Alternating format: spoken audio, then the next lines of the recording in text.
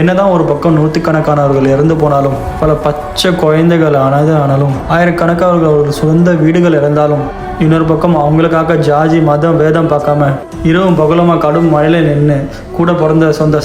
சகோதரி மாதிரி இன்னைக்கும் பல உடல்களை மீட்கு தருகின்ற 2000க்கு மேலான மீட்பு பணியாளர்களும் 10 நாளில் முடிக்கிற பாலத்தின் வேலையை 36 மணி நேரத்தில் முடித்த இந்தியன் ஆர்மின்னு ஹெலிகாப்டர் லேண்டு பண்ண முடியாத சேரும் சகதியமான அந்த இடத்துல கூட ஹெலிகாப்டர் லேண்ட் பண்ணி பல உயிர்களை காப்பதான் நம்ம